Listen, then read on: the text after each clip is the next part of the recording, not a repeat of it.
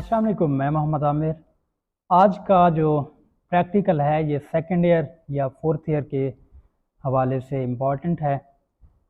To study the relation between current and capacitance when different capacitors are used in AC circuit, कि जब AC circuit के अंदर मुख्तलिफ capacitors को इस्तेमाल किया जाता है तो कैपेसिटेंस बढ़ने से उस कैपेसिटर्स में से गुजरने वाला जो अल्टरनेटिंग करंट है उस पर क्या असर पड़ता है। कैपेसिटेंस बढ़ाएं तो करंट क्या बढ़ेगा या कम होगा, उनका रिलेशन आपस में कैपेसिटेंस और करंट का क्या रहेगा एसी सर्किट में, वो आप बताएं। तो ऑपरेटर्स जो इस्तेमाल होना है उसमें AC power supply, alternating current की पावर सप्लाई होनी चाहिए, इलेक्ट्रिक की स्विचेस होने चाहिए और कैपेसिटर्स मुख्तलिफ वैल्यू के कैपेसिटर्स होने चाहिए, AC volt meter, AC milli ammeter, alternating current का वोल्ट मीटर और अल्टरनेटिंग करंट वाला मिली एमीटर भी आपके पास होना चाहिए। तो इस ऑपरेटर्स को अरेंज करके हम प्रैक्टिकल परफॉर्म करने से पहले इस ऑपरेटर्स की कुछ पिक्चर्स गौर से देख लेते हैं और थोड़ा सा सीख लेते हैं। तो इस तरह की एक किट होगी जो हम इस प्रैक्टिकल में इस्तेमाल करेंगे। इस किट के अंदर सारे कंपोनेंट्स लगे हुए हैं। इसको अगर आप गौर से देखें तो यहाँ पे 220 वोल्ट एसी है, ठीक है जी। उधर से 12 वोल्ट यहाँ पे एसी स्टेप डाउन ट्रांसफार्मर उसे 12 वोल्ट एसी करता है। ये जो एक मिली एमीटर लगा हुआ है, इस मिली एमीटर में मिली एम्पेयर्स में यहाँ पे करंट शो होगा। अगर यहाँ पे आप गौर से देखें तो एक छोटी जो डिवीजन है वो एक मिली एम्पेयर को शो करती है। यहाँ पे मैंने लिखा भी है कि 1 small division equivalent to 1 milli ampere. अगर आप आगे देखें तो यहाँ पे एक पहला कैपेसिटर है और साथ में स्विच है लगा हुआ, दूसरा कैपेसिटर, तीसरा कैपेसिटर, चौथा कैपेसिटर और साथ में ये स्विचेस लगे हुए हैं। इसी किट में जो सर्किट इस्तेमाल किया गया है उसको सिंबॉलिक वे में देखें तो इस तरह से हम उसे लिखेंगे कि यहाँ पे अल्टरनेटिंग करंट का 12 वोल्ट, अल्टरनेटिंग करंट वाला सोर्स यहाँ पे मौजूद है जिसका वोल्टेज 12 वोल्ट है। यहाँ से आगे एक मिली एमीटर आता है और इधर कैपेसिटर है, कैपेसिटर 1, और कैपेसिटर 1 की वैल्यू 1 माइक्रोफैरड है। जो C2 दूसरा कैपेसिटर है उसकी 2.2 माइक्रोफैरड है। तीसरे कैपेसिटर की वैल्यू 3.3 माइक्रोफैरड, चौथे की value 4.7 microfarad. S1, S2, S3, S4 switches. तो ये सिंबॉलिक डायग्राम है सर्किट की और ये ओरिजिनल किट है। तो आइए हम इस किट को इस्तेमाल करते हुए अपना प्रैक्टिकल परफॉर्म करते हैं। जी, तो हमारे सामने प्रैक्टिकल से रिलेटेड ऑपरेटर्स मौजूद है। Operators to study the behaviour of capacitance in AC circuit.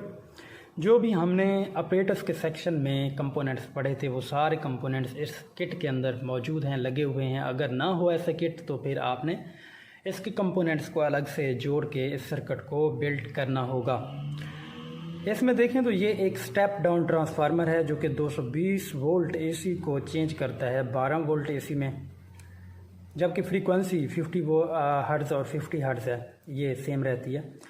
12 volt जो एसी है वो मज़ीद आगे दिया जाता है कैपेसिटर्स को, और सीरीज़ में ये मिली एमीटर लगाया गया है जो ये फाइंड आउट करेगा कि कैपेसिटर में से गुजरने वाला करंट कितना है। अब अगर इस स्विच को मैं प्रेस करूंगा तो इसको प्रेस करते हुए ये कैपेसिटर एक्टिव हो जाएगा और सारा जो करंट है वो इस कैपेसिटर में से गुजरेगा। अगर मैं इस वाले स्विच को प्रेस करूंगा तो फिर ये जो करंट है वो यहाँ से उसका ये पाथ होगा और इसमें से गुजरेगा, और जो करंट गुजर रहा होगा उसको मिली एम्पेयर जो है वो दिखाएगा।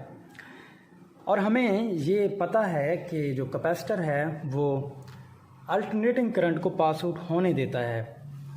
तो कैपेसिटेंस बढ़ाने से करंट बढ़ेगा, हम उसे देखेंगे अभी।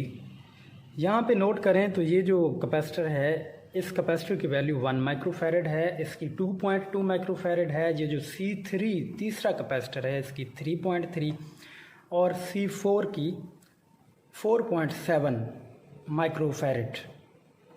तो इस तरह से C1, C2, C3, C4 इनकी कैपेसिटेंसेस की वैल्यू भी मैंने आपको बता दी हैं। अब हम ऑब्जर्वेशन करते हैं और फिर टेबल बना के अपनी कैलकुलेशंस करेंगे, ग्राफ बनाएंगे, रिज़ल्ट्स निकालेंगे।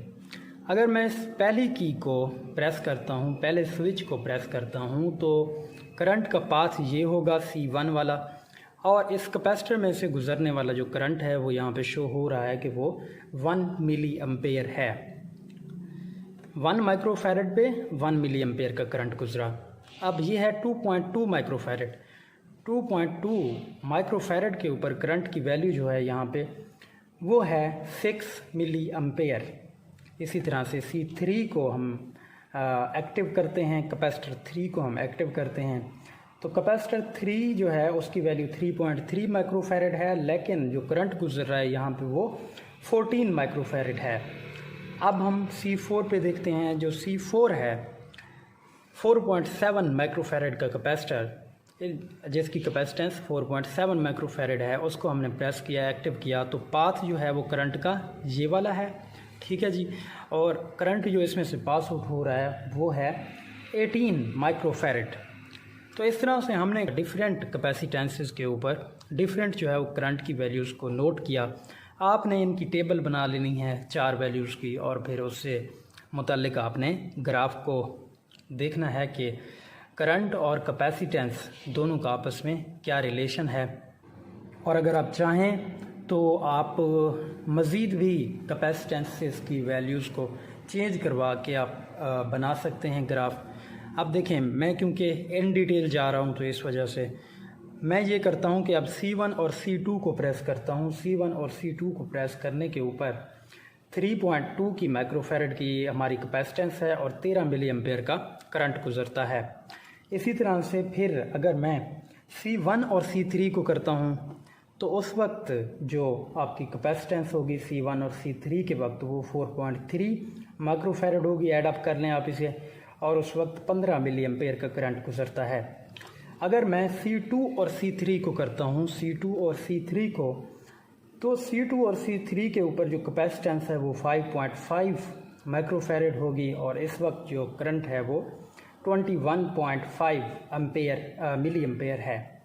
अगर C1 और C4 को करें, C1 और C4 को, तो इसके ऊपर जो कैपेसिटेंस है वो 5.7 है, और इस वक्त जो करंट है वो 22 मिली एम्पेयर है। C1, C2 और C3 को इकट्ठे अगर मैं प्रेस करता हूँ, C1, C2 और C3 को, तो 6.5 माइक्रोफैरड कैपेसिटेंस एक्टिव है, और इस वक्त जो करंट है वो 22.5 मिली एम्पेयर है।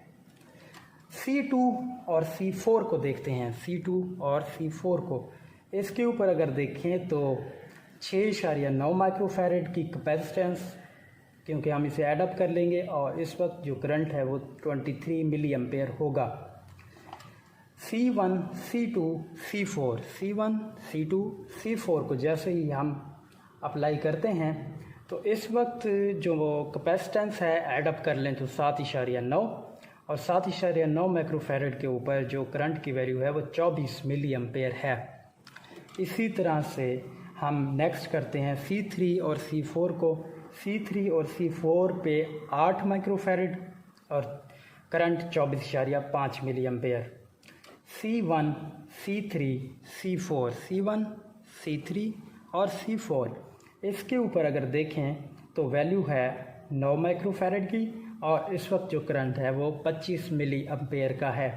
अब C2, C3, C4, C2, C3, C4, इसके ऊपर जैसे ही हम देखते हैं तो वैल्यू जो है वो है 10.2 माइक्रोफैरड की, और इस वक्त जो करंट की वैल्यू है वो है 25.5 मिली एम्पेयर।